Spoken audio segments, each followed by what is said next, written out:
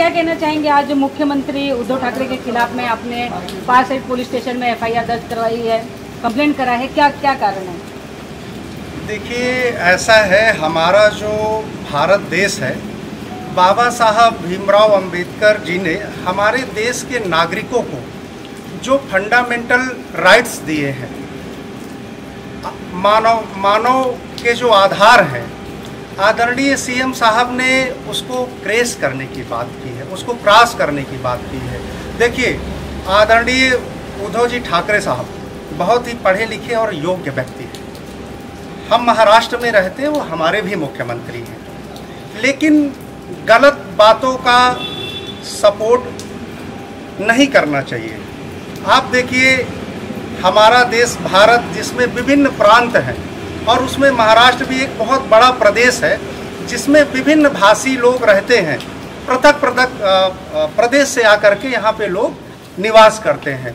अब देखिए, अब आप उसको बोलेंगे कि प्रत्येक व्यक्ति के प्रत्येक आदमी के पीछे आप पुलिस लगा दीजिए, तो ये अशोभनीय है। इस प्रकार का कृत्य नहीं होना चाहिए। जो संविधान ने हमको राइट्स दिए हैं उसको जो है किसी प्रकार से खत्म नहीं करना चाहिए। ये संघीय ढांचे का बहुत बड़ा अपमान है। एक मुख्यमंत्री को इस प्रकार का वक्तव्य नहीं देना चाहिए था परप्रांतियों को लेकर के। सर, जिस तरीके से गंगा जमुना जो है तहजीब कहा जाता है भारत को, इस तरीके की चीजें होने से आपस में मतभेद होंगे या विभाजन होगा, इस तरीके की चीजें लगती हैं? देखिए, ऐसा मैं आपको एक बहुत बड़ा आंकड़ा दे रहा हूँ। शायद मुझे खुशी होगी आंकड़ा देते हुए, मुंबई से लगातार मराठी भाइयों का पलायन हो रहा है। CM को इस विषय पर ध्यान देना चाहिए। इस विषय पर उनको चिंतित होना चाहिए कि हमारे मराठी भाइयों का मुंबई से क्यों पलायन हो रहा है। मुंबई में आज महंगाई इतनी ज़्यादा बढ़ गई है। लाइट का बिल मुंबई में सबसे ज़्यादा है, जो रूम का रेंट है मुंबई में सबसे ज़्यादा है। आप देखेंगे खाना मुंबई में सबसे ज़्यादा महंगा है। तो CM साहब को महंगाई के विषय में देखना चाहिए, जो यहाँ पे मराठी भाइयों का पलायन हो रहा है उसके बारे में देखना चाहिए। अब देखिए, आपकी पुलिस है, आप 50% पुलिस को तो हमेशा बंदोबस्त में लगा करके रखते हो। जो VIPों को प्रोटेस्ट करते हैं, VIP कल्चर आपसे ख़त्म हुआ जा नहीं रहा है। जब आप हमारे महाराष्ट्र की पुलिस को, मुंबई पुलिस को आप इतना ज़्यादा बिजी रखोगे तो वो कैसे काम करेंगे? आप उनको जो VIP कल्चर है उसको ख़त्म करने की कोशिश करिए। निगरानी करना अच्छी बात है, लेकिन निगरानी पर प्रांतियों पर ही नहीं, सब पर होनी चाहिए। भारत के हर एक नागरिक पर मैं कहता हूँ निगरानी होनी चाहिए। संविधान के तहत अगर वो बीमार है तो आप निगरानी कीजिए। कितने लोग बीमार सड़ते रहते हैं, उसकी निगरानी करने की ज़रूरत है। कितने बच्चों की पढ़ाई नहीं होती है, उसकी निगरानी करने की ज़रूरत है। कितने माँ बाप बच्चे घर से निकाल देते हैं, माँ बाप सड़क में पड़े रहते हैं, उसकी निगरानी करवाने की ज़रूरत है। मानता हूँ, देखिए मैं बहुत स्पष्ट बोलता हूँ, गुनहगार कहीं का भी हो, गुनहगार होता है।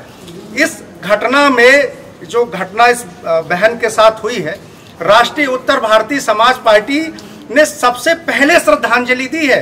राष्ट्रीय उत्तर भारतीय समाज पार्टी ने, आप देखिए, जगह जगह पे हमने बैनर लगवाया कि गुनहगार को फांसी दीजिए। राष्ट्रीय उत्तर भारतीय समाज पार्टी ऐसी पहली पार्टी है जिसने जोरदार कंडम किया कि गुनहगार को बख्शा नहीं जाना चाहिए। लेकिन परप्रांतियों के बारे में बोलना, मैं आदरणीय मुख्यमंत्री महोदय जी से, सम्माननीय अपने मुख्यमंत्री जी से अनुरोध करता हूं कि आप अपने इस ट्वीट को वापस लें, इसको डिलीट करें और इस पर पुनः विचार करें। इस मामले को लेकर आपने जहां तक कहा कि हमको दुख प्रकट हुआ, इसको लेकर आपने क्या कोई शिकायत दर्ज कराई है? देखिए, ऐसा है, हमने अभी पार्कसाइड पुलिस स्टेशन जो हमारा ये पड़ता है, हमारे ऑफिस का, हमने वहाँ के जो हमारे सीनियर हैं, आदरणीय सीनियर महोदय, पुलिस महोदय, हमने उनको एक संज्ञान लेटर दिया है। उनको लेटर दिया है कि देखिए, चाहे कोई मुख्यमंत्री हो, चाहे प्रधानमंत्री हो, वो हमारे संविधान से बढ़कर नहीं है।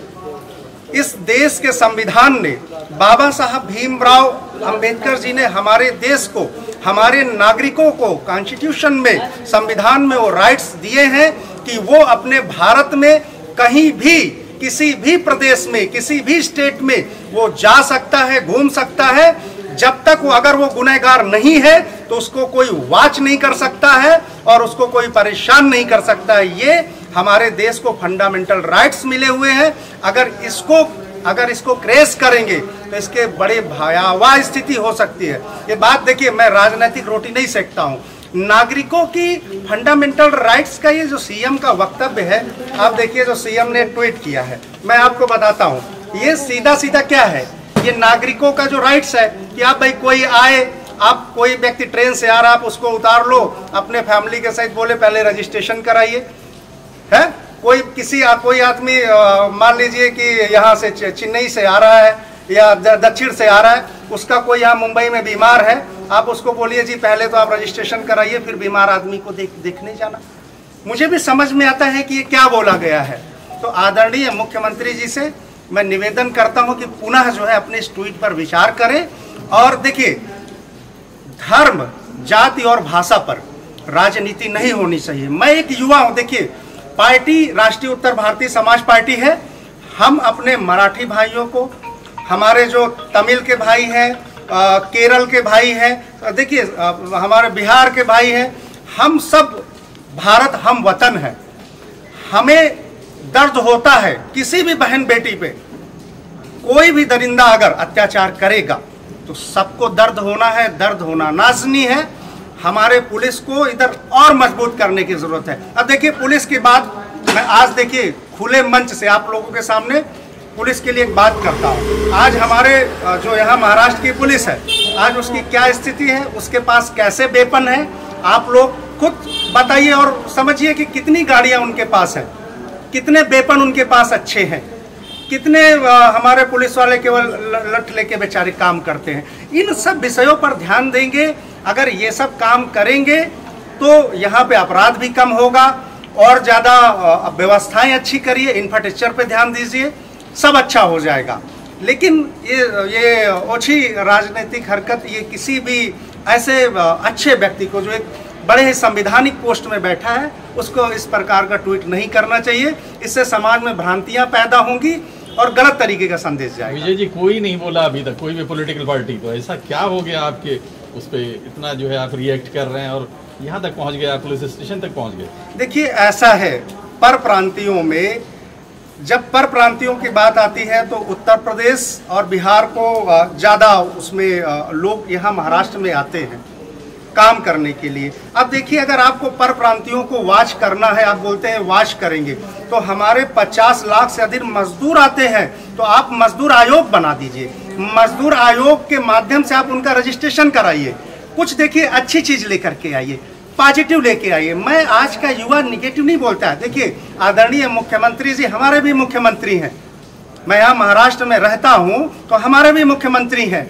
लेकिन अगर मैं यूपी में भी रहूंगा, वहाँ का मुख्यमंत्री गलत बोलेगा तो मैं उसके खिलाफ भी ऐसा बोलूँगा, क्योंकि ये मेरा संवैधानिक राइट्स है।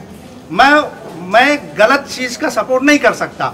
आप यहाँ पे मजदूर आयोग बनाइए। हमारे मजदूर भाइयों को, जो हैकर्स भाई हैं, मैं बताता हूँ, अभी हैकर्स के लिए जो इन्होंने जमीनें अलॉट की है, अभी तक उन बेचारों को दिया नहीं। बेचारे आज भूखमरी का शिकार है।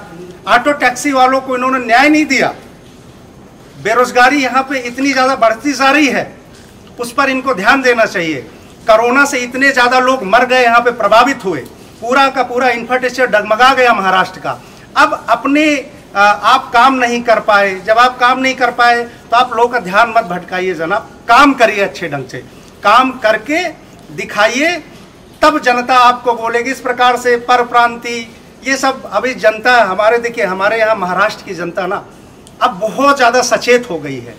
हमारा जो मराठी भाई है ना, उसका बहुत बड़ा योगदान रहा है, बहुत सारे जंग लड़े गए हैं। हमारे मराठी भाई भी जानते हैं यहाँ के नेताओं को, अब वो समझ गए। बहुत सारे हमारे मराठी भाई हमारे पास आते हैं, बहुत सारे लोग हमसे भी जुड़े हुए हैं।